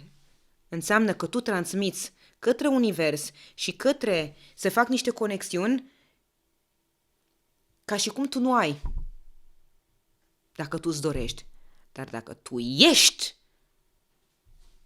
acea persoană, I am that I am. Dar să simți în fibrele tale, să simți, în momentul când tu te simți ca un milionar, Jorge, eu îți promit că devii unul. Ce faci când tu îți dorești să devii milionar, dar... Depinde foarte mult și de intenție, scuză-mă. Dar încă nu poți să simți lucrul ăla. Cum faci? Păi trebuie să intri în conexiune cu starea aceea de abundență. Tu ești abundent și începi să te gândești ca un milionar. Dacă îți spun când te gândești ca un milionar, nu începi să... Nu. Ce lucruri ar face milionar? Și nu mă gândesc la lucruri, știi? E vorba de gândire. Pentru că anumite persoane care au foarte mult au un anumit tip de gândire. Este un pattern. Sau deprins bineînțeles, mai multe abilități. Dacă tu te uiți acum și dacă iei cartea și lui Tony Robbins și începi să citești, pentru că el a făcut un studiu, efectiv, a studiat și a luat interviuri la cei mai influenți oameni din lume, cei mai bogați oameni din lume, o să înțelegi că fiecare dintre ei au anumite obiceiuri care și-au cultivat. Au devenit acea persoană. Sunt foarte mulți care nu s-au născut bogați și au povești și spun, dar sunt, pentru că a făcut treaba, a făcut munca de sine, a învățat, a devenit acea persoană, a prins. E vorba să intri în rezonanță energetică pentru că și banii este o energie, da? Și atunci intenția, când tu îți pui intenție, când ne dorești ceva, întâi și întâi tu îți setezi acea intenție. Dar nu spui în fiecare zi vreau. Nu. Te detașezi. Nu poți să primești ceva dacă tu dorești cu patos. Nu se va întâmpla niciodată. Îți promit. Când tu dorești ceva cu adevărat, dar foarte, foarte mult, și spui în fiecare zi, doresc acel lucru, poate vei primi ceva, dar să atingi acel nivel de succes pe care ți-l dorești, nu, pentru că nu ai manifestat așa cum, n-ai intrat în rezonanța energetică cu ceea ce îți dorești. Trebuie să fie ca un matching, știi? Gândește-te că este o energie, tu ești aici, da? Tu vrei să ajungi aici. Ca să ajungi aici, tu trebuie să, la nivel energetic, gândește-te asta ca la un radio. Ca un fine-tuning. Până ajungi la canalul care trebuie. Și ajungi. Nu există să nu ajungi. Sunt anumite legi universal valabile și când auzi despre secretul și toate discuțiile, există modalități, iar meditația te poate ajuta foarte mult. Să ieși din... Adică, când mă refer la meditație, cred că multă lume înțelege meditație greșit. În sensul că trebuie să stai liniștit, dar majoritatea oamenilor care stau liniștit și închid ochii, trec 7000 de gânduri prin cap. Nu. Când vorbim de meditație, vorbim de a liniști mintea, de a ieși din mental și de a intra pe un alt plan, pe un plan care se numește supramental. Ok? Supraconștientul. Supraconștientul. Momentul când tu ești mental, în starea de beta, așa cum numim noi, cum suntem noi, acum discutăm și așa. Poate nu suntem chiar în beta, cine știe. Poate nu suntem. Nu pot, nu am meterul la mine să spun pe ce. Nu pot să știu în ce stare suntem în momentul de față. Știu că suntem mai bine decât dacă am fi acum într-un loc, un trafic cu claxoane și nu știu ce. Ne uităm la știri. Și ne uităm la știri, exact. Așa. Care clar îți scade frecvența de vibrație aurică. Trebuie să ieșim din mental. Și asta necesită multă răbdare, multă și antrenament. Exact așa cum tu te duci la sală. Te duci la sală? Da. Lucrezi mușchiuleții? Absolut. Da, bineînțeles. La fel e și cu mintea. Să o știi să o calmezi și să poți să intri așa. Și crede-mă că în momentul când simți măcar o secundă, 2 secunde, este o stare, wow! Este o stare care nu poți să... Nu există cuvinte. Știi ce simți, Jorge, în momentul acela? Simți că este totul perfect. Simți o iubire atât de mare, o iubire fără obiect, nu neapărat o iubire față de cineva, ca să fiu înțeleasă, da? Și totul are sens? Și totul are sens. Și când te conectezi cu sursa, știi? E foarte greu să ajungi acolo, dar nu este imposibil. Antrenament. Antrenament zilnic, la fel ca la sală. Da, de aceea am și făcut o aplicație, se numește Maha. Maha, limba sanscrită, se numește, înseamnă strălucire, abundență, tot ce înseamnă la superlativ înseamnă Maha. Maha, Bagiula Lahmani. Am acolo meditații ghidate cu stare de pace profundă, cu stare de iubire. Ce tare aplicație. Ai și rețete, ai și... Am rețete, da, pentru că ce am spus la început, orice succes vine pe 3 planuri. Întâi să ai grijă de trupul tău, ceea ce mănânci, pentru că nu ai cum să mănânci anumite mâncăruri. Hrana e viață, da? Lasă-l că e ok, e un fluturaș aici cu noi. Da, și nu vreau să... Lasă-l acolo, că era pe telefon, era pe microfon. Nu vreau, pentru că există un cuvânt în limba sanscrită care se numește ahimsa, care înseamnă non-violență, da? Și atunci noi nu trebuie să avem violență sub nicio formă.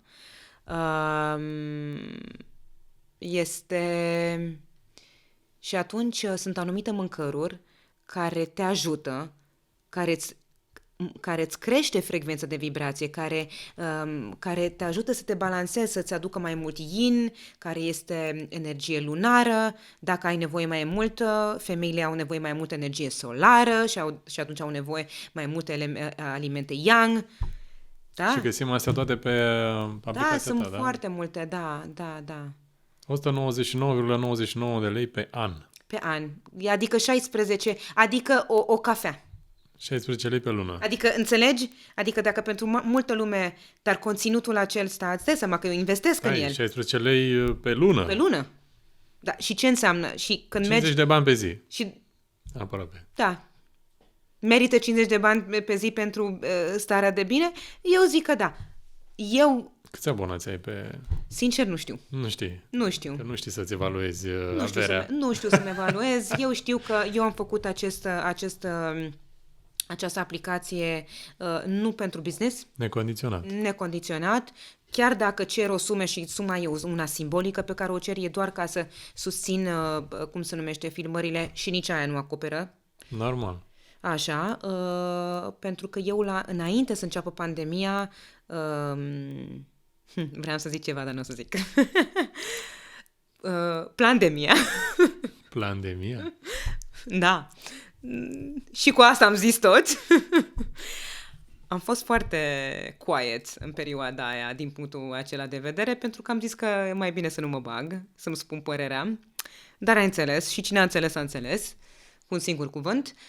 Înainte de acea perioadă am deschis un studio de yoga și zesa mai era shutdown complet, nimeni așa, ce să fac? Cine mai vine la yoga? Cine mai vine la yoga? Și atunci a trebuit să încep și am început să fac totul... Așa ai mutat tot conținutul online. Da. Interesant. Da. Vezi, mintea ta de passive Mereu. income devenit pasiv. Absolut.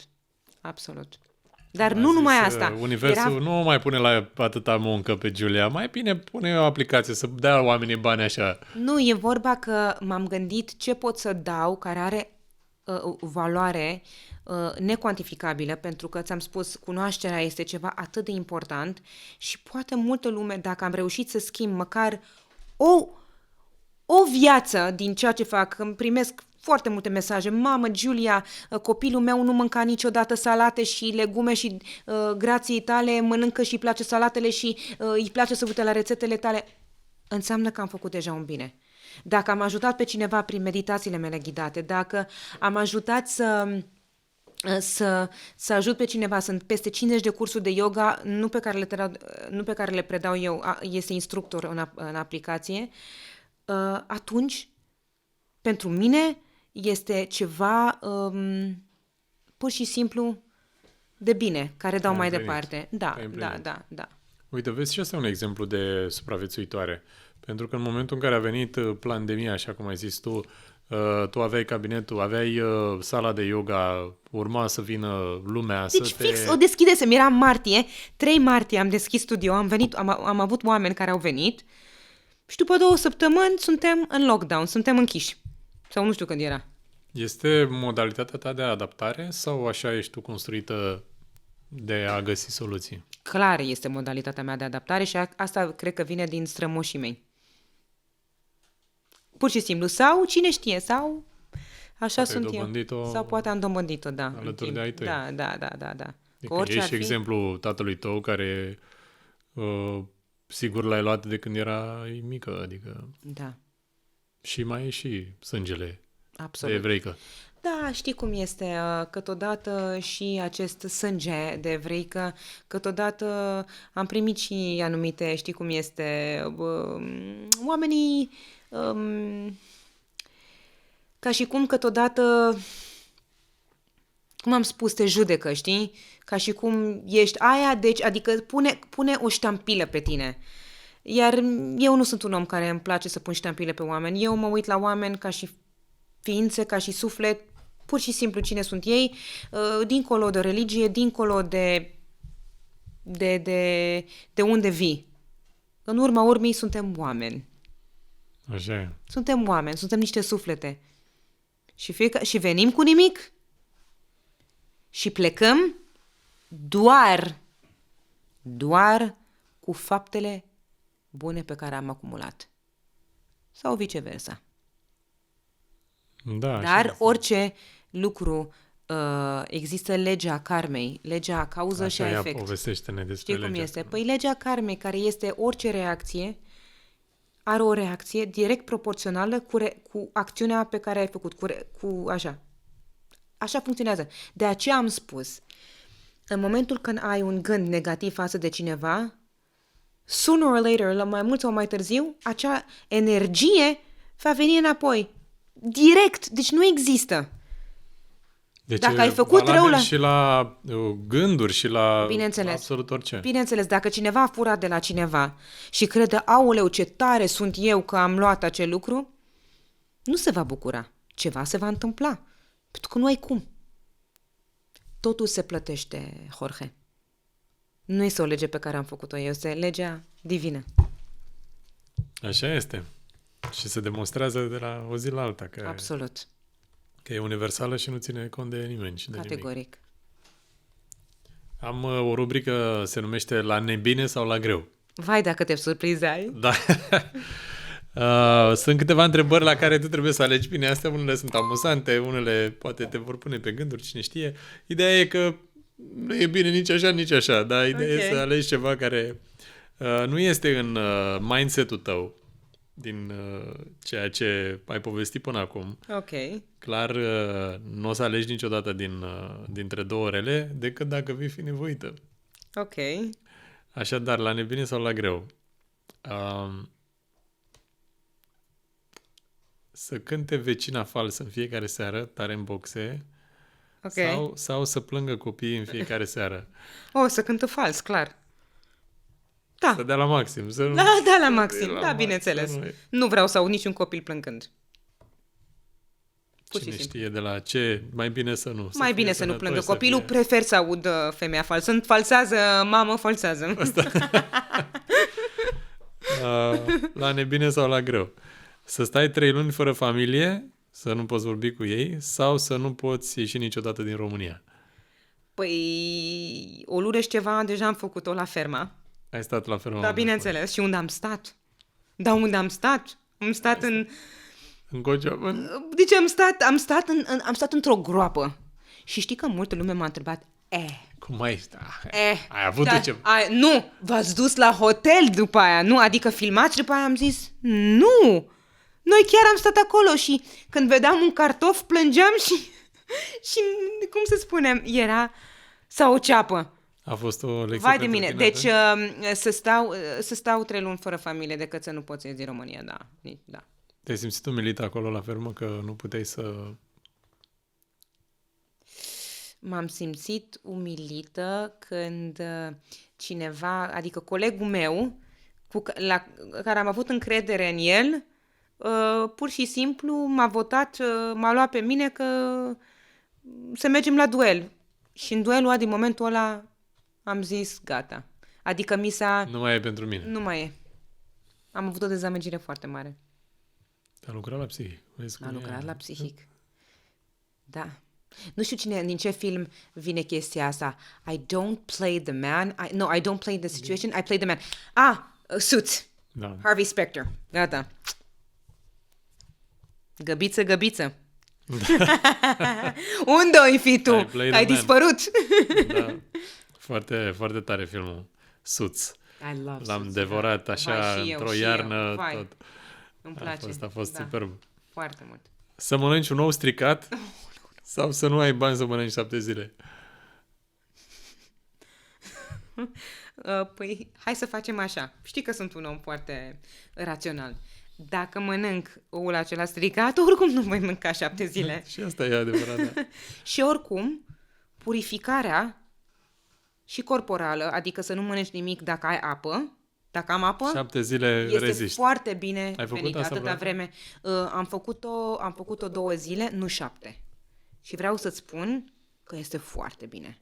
Fasting, cum se zice acum, 48 de ore. Da, fasting, dar fastingul ăsta dacă îl faci împreună cu o consacrare înainte, să consacri necondiționat către Dumnezeu Tatăl, ceea ce sunt, adică Să spui intenția să înainte. spui intenția înainte. De ce o faci?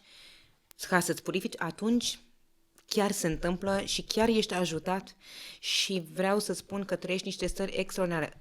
Treci dincolo, la început e foarte greu, primele ore, prima zi, adică chiar așa, și după aia parcă totul se luminează. Parcă ai mai multă putere. Știi? Este incredibil. Ai zis Dumnezeu Tatăl. Am zis Dumnezeu Tatăl, bineînțeles. Păi, nu e... Cum îl vezi pe Dumnezeu? Că ai zis Tatăl. Pe Dumnezeu Tatăl este, cum să spunem, este E ceva dincolo de cred că, de înțelegerea noastră. Este Dumnezeu manifestat și Dumnezeu nemanifestat. Intrăm deja în niște discuții, cum să spunem, filozofice foarte mari, care Sufletești, nu filozofice. Da, corect. Pentru sufletul tău, cum îl Pentru simți sufletul tu? meu. Eu simt că ceea ce cred că este ceva, este o putere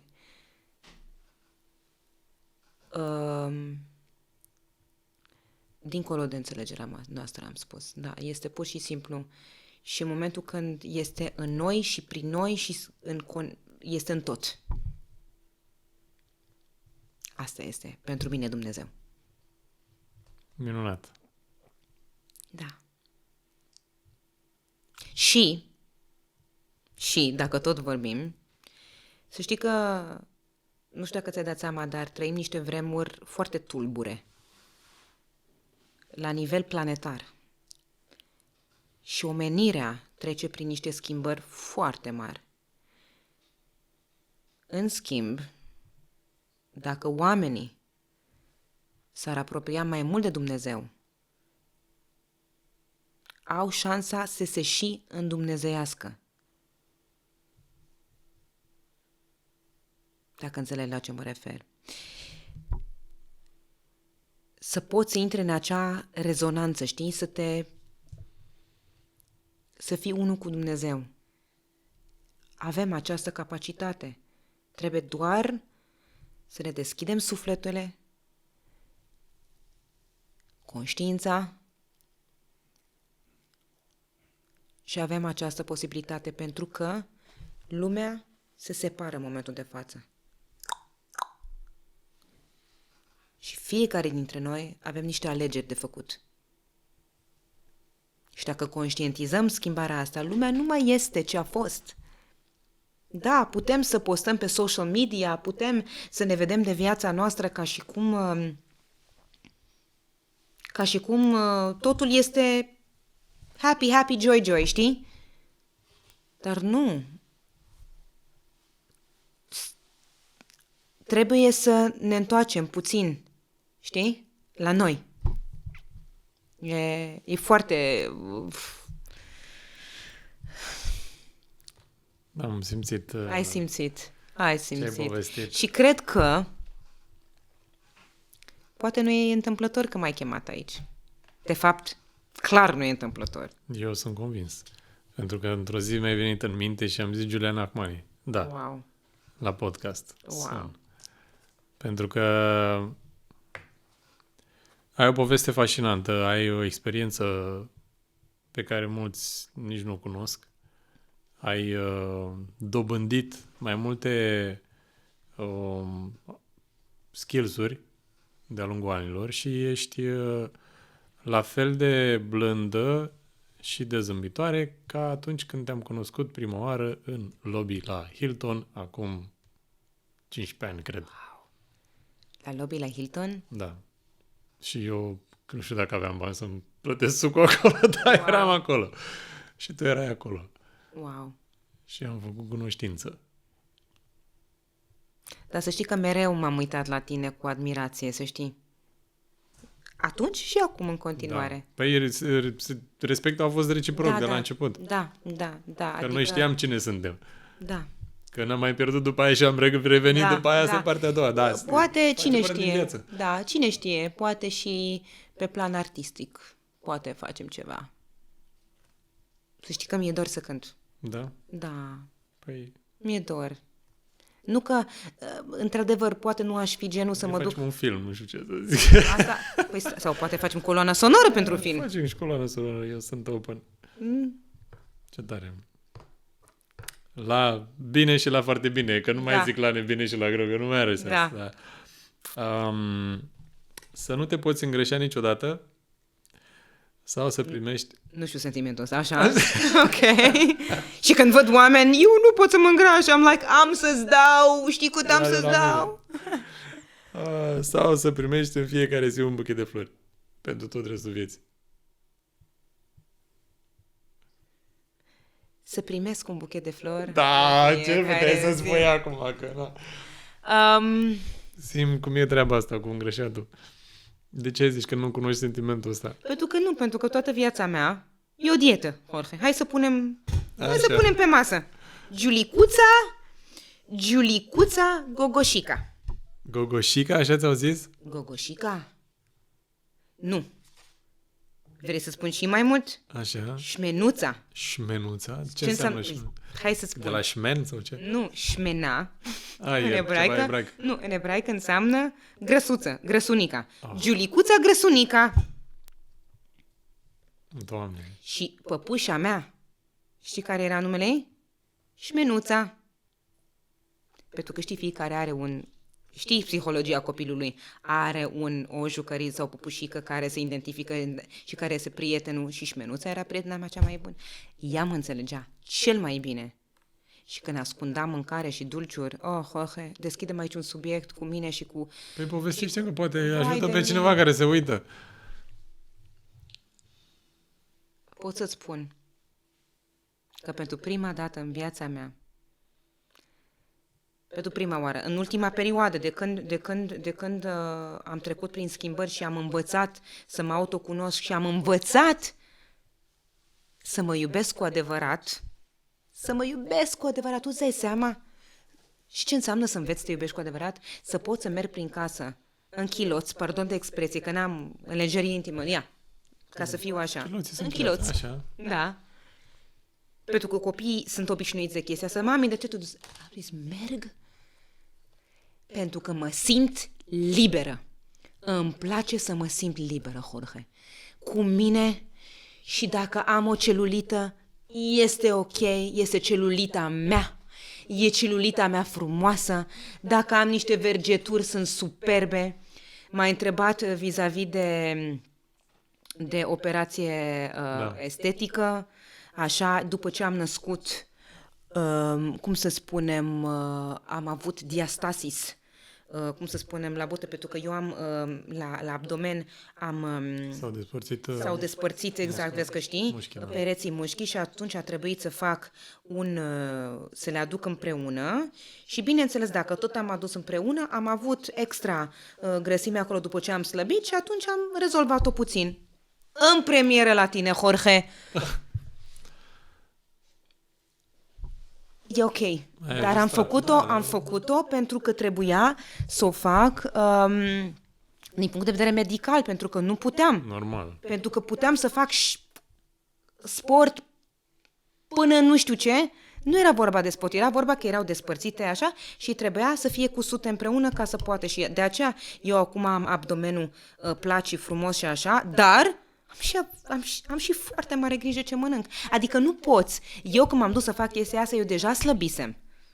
Adică nu te duci să faci lucrurile astea așa. Te duci speranța că după aia poți să bagi ce vrei în tine. Nu. Te duci, îți schimbi modul de viață și atunci dacă este ceva care trebuie de corectat pentru că nu poate abdomenul să arate oricât de mult sport ai face... Ai profitat de ocazie și ai făcut și bineînțeles.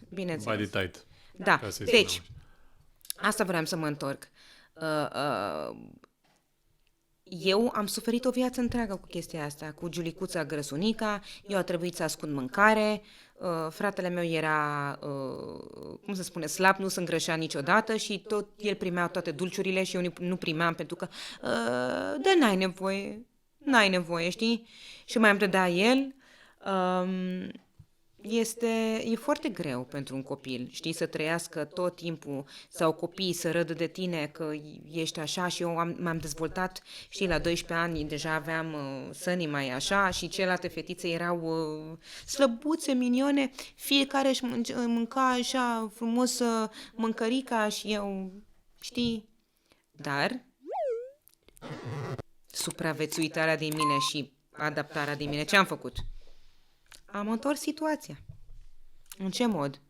Da? Nu sunt eu mai dezvoltată și nu sunt part of așa? Eu o să devin lider.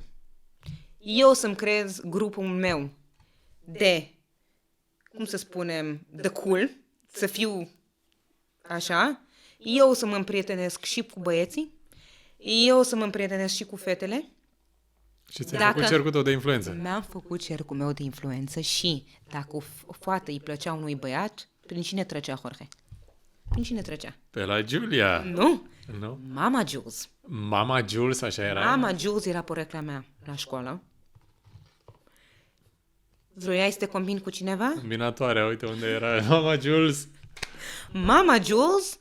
Veni, te rezolv eu. Și unde e aplicația de matrimoniale? Ai făcut aplicația de guru? Tu știi că la un moment dat eram în discuție cu cineva să facem și chestia asta. Câte afaceri n-au trecut Prin minte și prin vai planuri. de capul meu, Jorge, vai de mine. Și da, și atunci, știi cum este? Eram șefuță. Mama, Și atunci în loc am folosit, deci nu s-a mai fost, știi cum este, am întors și atunci practic că eu eram mai dezvoltată, l-am transformat în ceva cool. În avantaj. În avantaj, dar în sinele meu. Tu crezi că nu suferam, că nu sunt slăbuță ca celelalte fete, că nu-mi vin gincii cum trebuie, că eu trebuie că dresurile mereu mi se rupeau. Jorge, e foarte greu pentru un copil. Și acum mă uit și trimit copilului Giulicuța grăsunica, îi trimit atât de multă iubire, pentru că dacă ea știa atunci ce trebuie să facă și nu e atât de greu. Ce am învățat? Nu e greu pentru că mâncarea și oamenii care sunt grași, nu e vorba despre doar de mâncare.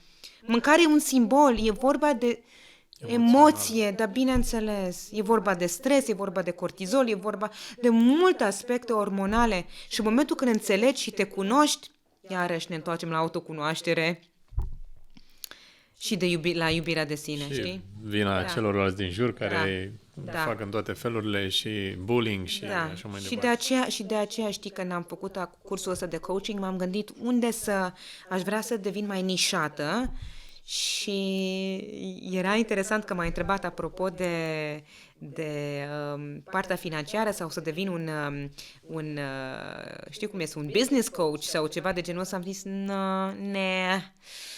cred că mai bine mă duc în zona de health and wellness, adică de sănătate și de așa. Și de aceea, cine mă urmărește pe social media, vede că eu asta promovez, stil de viață sănătos, frumusețea, beauty, rețete, asta este. Ce frumos. Da. Ai spus mai devreme că nu vreau să trec mai departe, că mi-a venit în minte ceva în timp ce vorbeai și am ținut ideea. Am trecut de la una la alta, dar tot rămân la ideea aia. Așa, bine că n-ai uitat-o. Păi nu, că mă pun acolo. Am învățat să las o sămânță undeva. Mare lucru. Ai spus mai devreme că mi-am păstrat cuvântul chiloți în minte ca să-mi aduc aminte ce am vrut să zic. Ok. Umbli în chiloți prin casă ca să arăți și să te simți tu, nu ca să arăți. Nu trebuie să arăt nimănui. Că te simți tu că te iubești foarte mult. Absolut. Și stau în bucătărie, realmente stau în bucătărie și gătesc așa. Ok. Ok. Next. Too much details, ok. Glumesc. Păi nu glumești, că da, de altfel nu ziceai. Da, corect. Ok. Asta are legătură cu partea fizică. Ok. Când te accepti și te iubești așa cum ești. Cum ești după ce greșești ceva? După ce ai pierdut ceva? Ai reușit să te iubești cu adevărat? Că, ok, asta e partea fizică, partea emoțională într-o anumită direcție. Ai greșit de câteva ori sau ai pierdut ceva, nu mă refer neapărat la financiar, sau cât de mult te iubești în latura cealaltă de la care mă exprim acum? Mai e o întrebare atât de bună. Fiecare dintre noi greșim. Greșelile fac parte din noi, din evoluția noastră. Important este dacă învățăm din greșelile noastre și modul în care ne raportăm noi la acele greșeli. De multe ori, și revenind înapoi la ego, nu vrem să... De multe ori nu vrem să admit, cum se spune? Vedem adevărul, să recunoaștem. Da, să recunoaștem că greșim. Este, cum se spune, mecanismul nostru de defense, de apărare. Da. Dar în momentul când suntem în stare să spunem noi în sinele nostru, am greșit, și să luăm asta ca o chestie înălțătoare și să lăsăm acea greșeală să ne ajută să ascensionăm și mai departe, atunci e un lucru minunat. Și asta încerc să fac. De fiecare dată când greșesc, să mă detașez puțin de situație și de mine și de ego-ul meu, care vrea să spune sau să se își găsească dreptate de ce ai făcut tu acel lucru, Giulia. Dar dacă reușim să spunem, da, Giulia, ai greșit. Și pur și simplu să lași să trăiești acel sentiment. Eu cred că e un lucru, mă iubesc și așa, este un lucru minunat. Nimeni nu este perfect, Jorge. Cine pretinde perfecțiunea, nu există.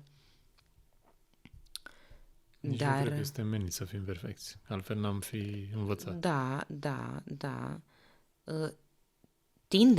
Trebuie să tindem să fim cât mai în zona aceea, dar clar, dacă facem anumite acțiuni și dacă putem să învățăm din ele și să devenim mai puternici și mai înțelepți, este minunat. Da. E foarte frumos să încep să cunoști ego-ul, nu? Da. Da, dar și el face parte din noi. Este necesar. Este necesar să-l avem. Pentru că altfel n-am putea face foarte multe lucruri. Dacă n-am avea ego, Jorge, are și el rolul lui, să spunem așa.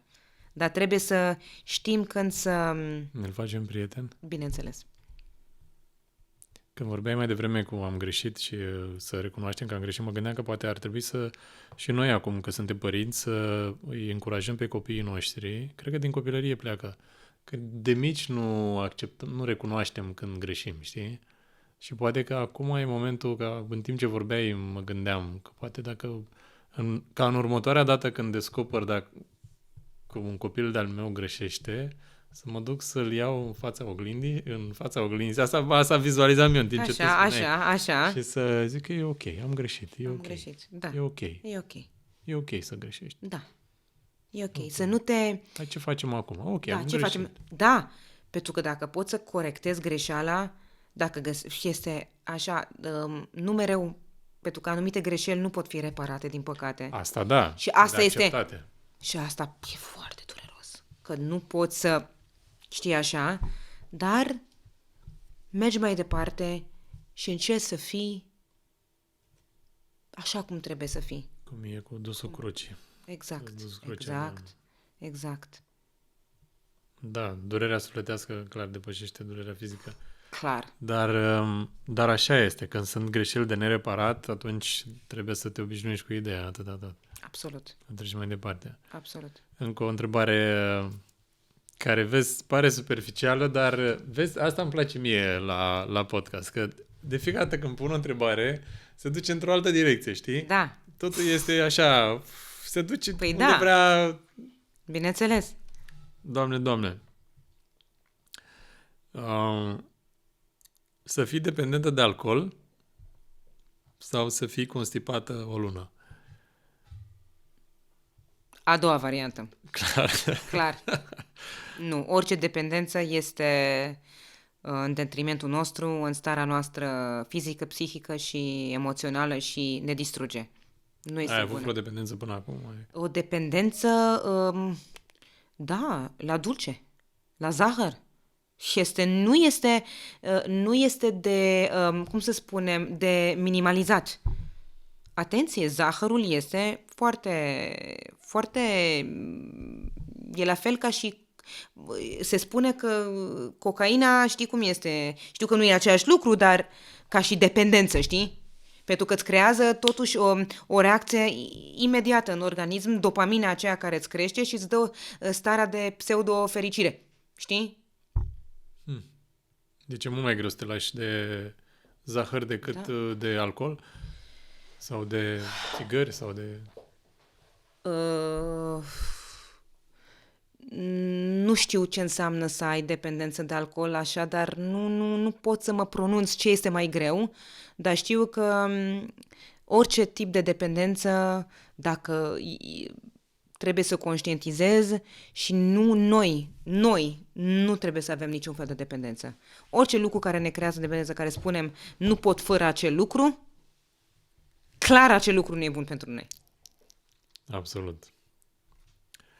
Și ultima întrebare de la nebine sau la greu, să mergi pe jos până la Constanța sau să stai 3 luni la pat? Să mergi pe jos până la Constanța, ce bine ai arătat. 200 de kilometri. Mergem pe jos. Avem mâncare, avem mâncărică, ne mai oprim puțin, mergem mai departe, Ne bucurăm de drum. ne bucurăm de drum și ajungem la mare, locul meu preferat. Te bucuri de drum sau aștepți destinația cum ești? Dacă mai fi întrebat această întrebare acum câțiva ani, aș fi spus destinația. Acum, clar, drumul. Pentru că suntem... Ideile alea care vin pe parcurs, cum e, mai faci un pas, mai... Da, descoperirea. asta este frumusețea, pentru că știi care e chestia? Destinația este viitor.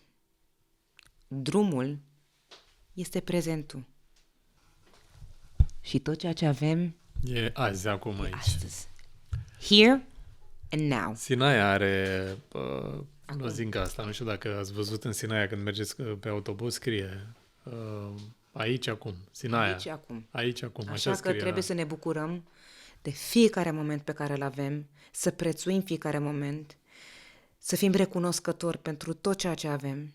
Și dacă ești nemulțumit, cum faci? Trebuie să înțelegi, fiecare care are o nemulțumire, trebuie să înțeleagă că totul poate fi schimbat și nimic, totul este într-o continuă schimbare și evoluție și dacă nu-ți place ceva sau vrei să schimbi ceva, este în puterea ta să o faci, iar lucrurile care nu poți să le controlezi, te detașezi de ele și să accepti anumite lucruri și să mergi mai departe. Dar să trăiești în sentimentul acela de nemulțumire, tot ceea ce face este să-ți scadă frecvența aceea de vibrație și să-ți aducă și mai multă nemulțumire. Recunoștința este cheia și se spune că în momentul în care te trezești dimineața și ești recunoscător pentru faptul că ai de mâncare, că te-ai trezit în siguranță, faptul că suntem în siguranță, Jorge, e ceva care o luăm așa, for granted, cum să spunem, ca și cum... Se cuvine, da. Ca și cum ni se cuvine, nu. Că putem să vedem soarele, că ne-am trezit, că ne bate inima. Câți oameni în spital în momentul de față sunt care tot ce și-ar dori e să meargă sau să fie sănătoși? Hai să luăm un moment să ne gândim puțin la ei. Da. Ce n-ar da oamenii ăia să fie sănătoși? Așadar, atâta vreme, cum am spus și revin înapoi, ai 2 mâini, ai 2 picioare, ai o minte sănătoasă, un spirit sănătos, trebuie să hrănești spiritul tău, să fii în armonie cu tine și din cei din jurul tău. Ai tot. Restul vine. Recunoștința o practici conștient sau Conștient. deja E deja ți-a intrat în reflex? E deja în reflex, dar am momente când fac efectiv meditație pe partea de recunoștință, da. Și care sunt primele 3 lucruri cu care începi? Adică ceea ce sunt recunoscătoare? Da, primele 3 lucruri care îți vin în minte. Păi întâi că îmi bate inima, că sunt sănătoasă și că familia mea este sănătoasă. Și că i-am. Ce frumos. Și să iai cât mai mulți ani să te bucuri de fiecare. Doamne ajută, Doamne ajută. Să fii sănătoși și fericiți Asta și este. să vă bucurați Asta în armonie. este. Să aveți armonie în familia Asta este. vă doresc. Asta este. Noi avem o vorbă încă o zi în paradis. Da? De unde vine vorba asta? Nu știu, mi-a venit mie așa într-o zi, era o zi fericită, eram așa de fericit, nu mai țin minte unde eram și eram cu soția mea și am zis, încă o zi în paradis. și de atunci așa ne dorim cât mai multe zile în paradis. Asta vă Așa urăm este. și vouă și îți mulțumesc mult că ai venit la Vorba lui Jorge. Îți mulțumesc și Am eu. simțit foarte, foarte bine m-am simțit. Și eu. sper că și cei care s-au uitat la noi s-au conectat la Sper și eu. lucrurile pe care le-ai transmis și cred că e de revăzut podcastul ăsta. Așa îl simt. Să-l vedem o dată și după aia, după ceva timp, ne mai uităm o dată la el. Dragilor, vă mulțumesc mult că ați fost alături de noi. Giulia, Îți mulțumesc și cu eu. recunoștință că ai fost Și aici. Dați sfoară în țară, împrăștiați video, dați share, comentați și nu uitați să fiți mereu voi capul sus, nasul jos. Vă pup!